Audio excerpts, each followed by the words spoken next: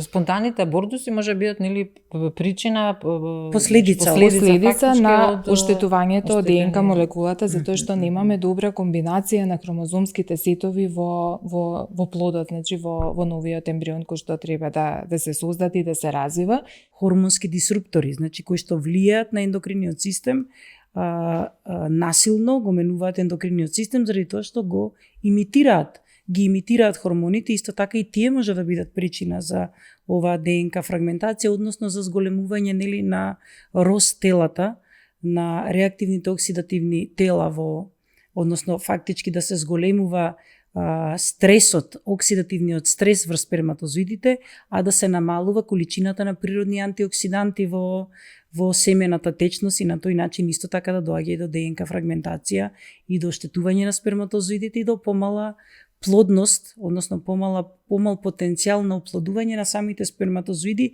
на навидум добар спермограм. Се препорачува кај овие пациенти да земаат суплементација со антиоксиданци, меѓутоа не чисти антиоксиданци, затоа што некои, значи чист витамин С, чист витамин Е со одредена концентрација, туку да бидат избалансирани, затоа што ако даваме големи дози на чисти антиоксиданци, може да дојде до комплетно губење на овие рост, значи реактивни кислородни, кој што исто така не е добро. Затоа што во одредени граници тие се потребни за созревање, матурација и за активација на сперматозоидите.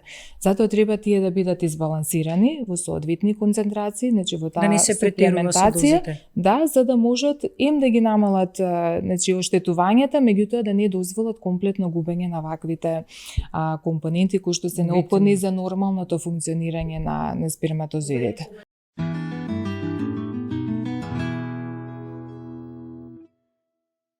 Добродојдовте во уште еден подкаст во Добро здравје со доктор Татјана Горжанова и денес ќе имаме на исклучителна гостинка, доцент Валентина Сотировска, доктор по биолошки науки за една исклучително битна тема која го засека целото човештво, а тоа е машката фертилност и ДНК фрагментација, што би рекле народски оштетување. Добро ни дојдовте, докторке. Добро ви најдов. Благодарам на поканата. Како да ги бирате докторките во Њуборн клиника, побавина и познаење, по умност и по умност. Прво критериум, после познаење. Да. Благодарам. Ева една тема која навистина мислам дека ќе биде доста прифатена и доста следена, затоа што сите не засега потомството. Така. Од каде да почнеме? Па, водност, бидејќи ја најавивте темата дека ќе се работи за како се испитува, како се истражува машкиот инфертилитет, би почнала со многу интересни тестови кои што се имплементирани во нашата лабораторија и ни се помошна алатка во однос на оној конвенционален тест кој што се применува на секаде, значи во инвитро лабораториите, тоа е добро познатиот спермограм.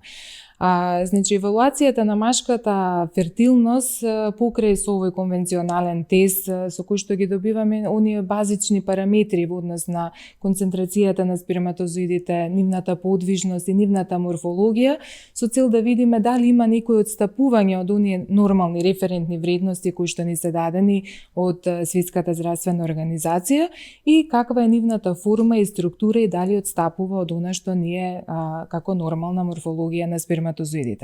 Меѓутоа овој тест, значи спермограмот нема можност да го потенцира потенцијалот на сперматозоидите за нивната способност за фертилизација, значи за оплодување. И од тие причини денеска науката оди многу напред и се имплементираше нов тест, а тоа е тест за ДНК фрагментација, со цел да се види каков е генетскиот интегритет на геномот, значи на јадрото на сперматозоидите во ејакулатот кај мажот. Значи што носат како наследен фактор? Так, каков е наследниот фактор и колку е тој квалитетен. Да. Значи, не баш наследниот, тоа не е испитување на ниво на ген, или на ниво на геном, или на ниво на хромозом, туку дали таа хроматинска материја, да вако да појаснам, пошто ова е јазик на ембриолози. Значи, им треба секогаш преведувач за да може ние нормалните луѓе да разбереме што зборат. Така, ја би кажал што е компарација, метафора, метонимија, меѓутоа туку сме табула раза. Значи, ова уствари представува оштетување на хроматинскиот материјал.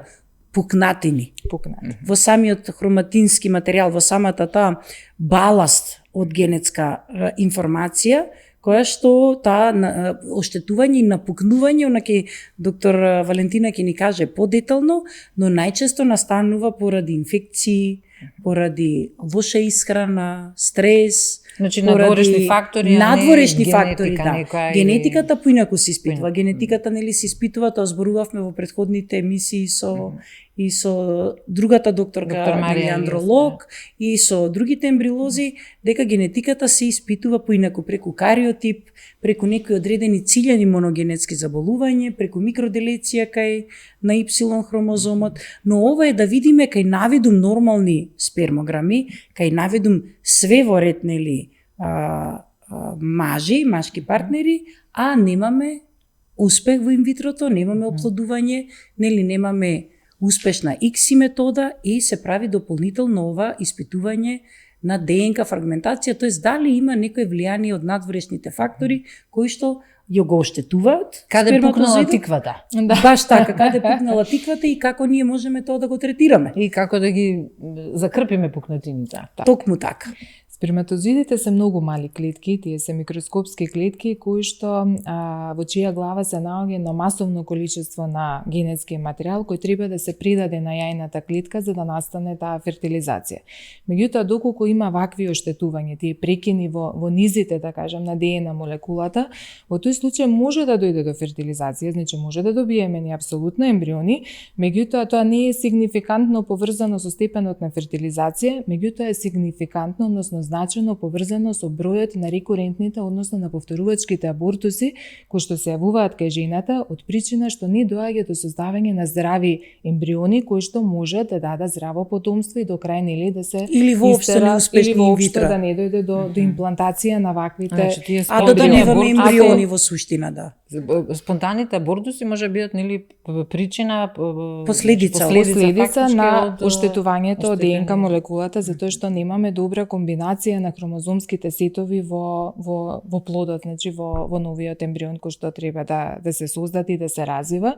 Често пати тоа го гледаме во лабораторија со прекини во делбата на ембрионите, затоа што ние ембрионите можеме да ги чуваме до 5-тиот, до 6-тиот ден од нивниот развој, кога и нормално нели се одвива она ембриогенеза која што се случува и во природни услови кај во утробата на мајката, и после 5-тиот, 6-тиот ден или треба да ги трансферираме или треба да ги замрзнеме доколку треба да се одложи процесот нели на ембриотрансфер.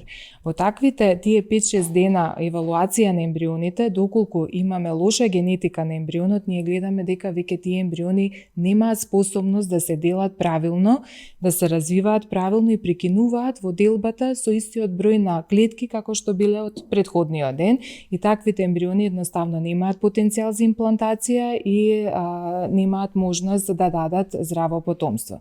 Со ваквите тестови ние го одредуваме степенот на оштетување, односно процентот на сперматозоиди кои што имаат оштетена ДНК молекула.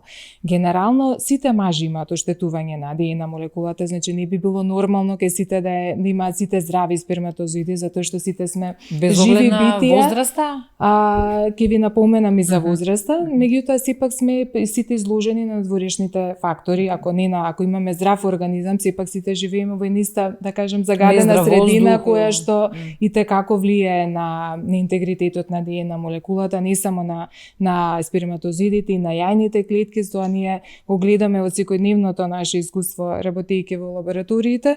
Така да меѓутоа се зема некоја као катов референтна вредност од некои си 20-25%, што значи дека ако добијат пациентите, ако добијат вредност помало од 20%, не значи дека е нешто огромна бројка или огромен степен на оштетување, тоа би било нормално. Меѓутоа тој процент не треба да надминува на 30, значи 40%, бидејќи во тој случај ќе има голем импакт во однос на фертилизацијата и во создавањето на здравото потомство. Ако оштетувањата значи се до тој степен големи, во тој случај ќе имаме проблем и во инвитро лабораторијата, значи и во создавање на ембрионите, а наспроти нели нормалното спонтано забременување. Затоа се тие тестови однапред за да може да биде процесот. Што е многу битно исто така повторно да повториме дека овие пациенти кои што имаат висок процент на фрагментација може да имаат и нормален спермограм. Значи останатите базични параметри да се во ред. И нели да биде зошто не беше успешно, нели се ми беше во ред, иако ние цело време зборуваме дека во диагностиката за инфертилност имаме многу малци информации. Ние не можеме многу да добиеме информации затоа што животот се создава на ниво на клетка, а се уште медицината, односно науката не е до таму да точно знае што се случува на ниво на клетка. Но сепак овие се прогреси. Подлабоки тестирања, да, подлабоки тестирања, пробиви во диагностиката кои што ни укажуваат на одредени нели ситуации кои што ние треба да обратиме внимание, да ги решаваме, да не брзаме со инвитрата и со терапевските значи терапевски во смисла методи на оплодување, се додека не го решиме проблемот. Да, и ако се повторливи тие неуспешни забременувања, тогаш треба се отиде со подлабока анализа на сперматозоидите. Во однос на причините кои што доведуваат до ваквите состојби, да го не напоменавте возраста, токму така, значи мажите имаат ексклузивно право на постојана продукција на сперматозоиди до крајот на животот, за разлика од нас жените кои што се раѓаме со точно определена бројка на јајни клетки и често пати нели размислуваме така дека чим имаме постојана продукција на сперматозоиди, мажите може да остварат потомство и во подоцнежна нели возраст, меѓутоа не е баш така. Како кој? Не е баш така, затоа што токму ваквата ДНК фрагментација се случува и во самиот процес како природен процес на старење, така да тие акумулации на генетски промени во клетките, генерално во човечкото тело се случуваат и на ниво на ДНК на сперматозоидите и со самото старење на машкиот организам исто така се намалува и потенцијалот за оплодување. А наследниот материјал дали се намалува? Да речеме мажи кои Чарли Чаплин изна во таму 8-та деценија, па еве го и Ал Пачино, дали нивното не знаеме потомство со какви методи се користеле. Да. Не можеме да дискутираме за нешто што што друго не сме време, биле поздраво присутни. време може би било тогаш, па имале може би поздрава ДНК во однос на нашава што ја имаме сега. Дефинитивно ДНК-та денеска на клеточно ниво, значи на било која клетка е изложена на многу повеќе оштетување, скратување на теломери, еве на ниво на сперматозоиди, ДНК фрагментација, на ниво на јајни клетки, оштетување на клетката токму поради загадувањето. Значи, ние мора цело време во секоја емисија да зборуваме за загадувањето, затоа што загадувањето директно влијае на фертилноста на луѓето. И за жал на жените и на мажите. не ни остануваме да зборуваме, затоа што треба да се би покрене требало и би сакале нели со ова свест. зборење да се стигне до некаде, да се допре до нечии уши кои што стварно ќе го сватат тоа сериозно, или да се допре до уши каде што го доживуваат тоа. А верувајте, секој трети или четврти дом во државава се соочува со инфертилитет. И ние постојано збориме на нашите пациенти колку загадувањето има улога, значи во зголемување на процентот на инфертилитет и колку има улога во намалување на успехот на инвитро постапки. Тоа се докажани со големи студии на светско ниво, а ние тоа го гледаме во секојдневната работа. Но се надеваме дека тоа ќе допри до некој кој што тоа може да го промени. Би ги поменала тука и електромагнетното зрачење, ионизирачкото зрачење, значи ова масовна употреба на мобилни телефони, значи се она зрачење кое што нас не обкружува и како има импакт и во генезата, и во сперматогенезата, ова што го напомена и докторката. Понатаму обезноста, намалената физичка активност, хормонскиот дисбаланс, значи сите тоа се тие внатрешни фактори и надворешни, нели? Цигарите, алкохолот, се, значи стероиди, све што може да се прима надворешно делува негативно во овој процес. И пестицидите кои што имаат ксеноестрогено дејство, односно се како беа хормонски дисруптори, значи кои што влијаат на ендокриниот систем, насилно го менуваат ендокриниот систем заради тоа што ги имитираат хормоните, исто така и тие може да бидат причина за оваа ДНК фрагментација, односно за зголемување нели на рост телата, на реактивните оксидативни тела односно фактички да се зголемува стресот, оксидативниот стрес врз сперматозоидите, а да се намалува количината на природни антиоксиданти во семената течност и на тој начин исто така да доаѓа и до ДНК фрагментација и до оштетување на сперматозоидите и до помала плодност, односно помал потенцијал на оплодување на самите сперматозоиди на навидум добар спермограм. Оно што рековме дека може биде мимикрија да е спермограмот во ред, а подлабоко како се анализира со тие длавински тестови ќе покаже уствари не е во ред. Не е во ред. Да. И во таа насока се оди еден вид и на терапија за намалување на оваа ДНК фрагментација, како што напомени докторката, значи поради падот на антиоксидансите, токму поради создавањето на ваквите, ние ги нарекуваме РОС, значи реактивни кислородни компоненти, се препорачува кај овие пациенти да земаат суплементација со антиоксиданси, меѓутоа не чисти антиоксиданси, затоа што некои, значи чист витамин С, чист витамин Е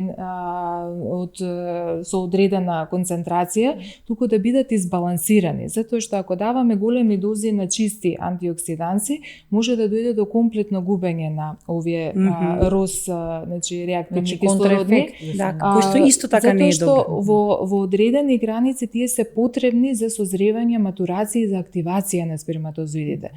Затоа треба тие да бидат избалансирани во соодветни концентрации, значи во таа да не се претерува со дозите. Да, за да можат да ги намалат значи оштетувањата, меѓутоа да не дозволат комплетно губење на ваквите компоненти кои што се неопходни за нормалното функционирање на сперматозоидите. Ова е добра поинта што го ја кажува докторката, дека многу се претерува со мега дози на витамини, на антиоксиданти. Ова е многу добра поинта што ја кажува дека се постигнува дури спротивен ефект. Значи се постигнува ефект да, например, во друг аспект ги инактивираат сперматозоидите и не бидат способни да оплодуваат работата, заради тоа што мора да има баланс меѓу тие РОС тела и антиоксидантите. Ако претераме со антиоксидантите, овие паѓаат многу ниско. Значи витамини на своја рака не. Да, ги објасни докторката процесот зошто, каде учествуваат и кој е позитивниот ефект на РОС телата за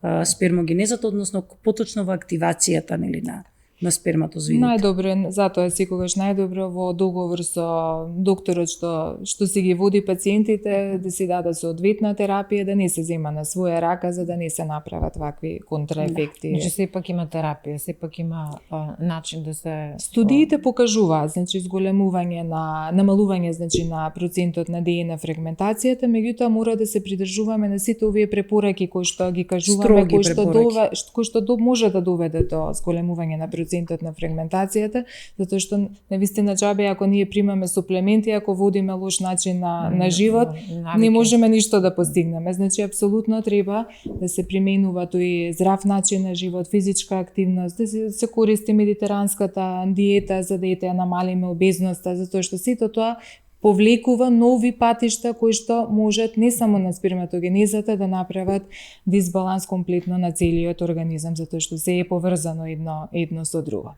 А во однос на лабораторијата, значи кога ќе имаме вакви пациенти кои што имаат повисок степен на ДНК фрагментација, треба да правиме инвитро, значи понекогаш и времето не притиска, годините, возраста на парот, така да немаме многу некогаш време да чекаме за да на природен начин ја намалиме ДНК фрагментацијата. Ние имплементиравме во нашата лабораторија нови техники на обработка на семенскиот материјал со кои што и tekako, значи го намалуваме тој степен на ДНК фрагментација, односно селектираме популација на сперматозоиди со низок степен на оштетување во нивната геномика, за да можеме да направиме добра фертилизација и да имаме развој на добри ембриони. Една од тие техники е ЗИМОТ техниката, тоа се микрофлуидни тестови со кои што посебни протоколи се врши сепарација на добра популација на сперматозоиди кои што имаат многу поздрав геном во однос на вкупната, да кажам, популација од ејакулираните сперматозоиди, која што за жал не се прочистува на таков начин со конвенционалните техники како што се техниките на градиент сепарирање на сперматозоиди и така натаму, значи тоа се поспецифични техники кои што си ги знаеме, значи ние ембриолозите широм светот и ги имплементираме и нас навистина во однос на нашето научно достигнување бараме нови техники, нови начини на поедноставен начин да ги сепарираме ваквите здрави сперматозоиди за да нашите исполниме нашата мисија, тоа е да добиеме здраво потомство. Значи, во таа ваша магична лабораторија, каде што може да се направи селекција на здравите сперматозиди, е можност да се најде тој поскратен пат да се добие конечно зашто парот нели Но сепак и парот да... мора да вложи. Ние секогаш кажуваме дека треба и они, викаме да дека сме тим одговорно. И дека мора и они да учествуваат во третманот, односно да ги сменат лошите навики, стресот, недостаток на сон, цигарите, обезноста, значи колку што може да поминуваат време во природа на чист воздух, мора да помогнат. Сега можеби некогаш, како што кажа докторката, ни фали време, значи ние сме секогаш тука во борба со времето, во третманите на инфертилитетот, ги користиме тие методи, тие се стварно препорачливи методи.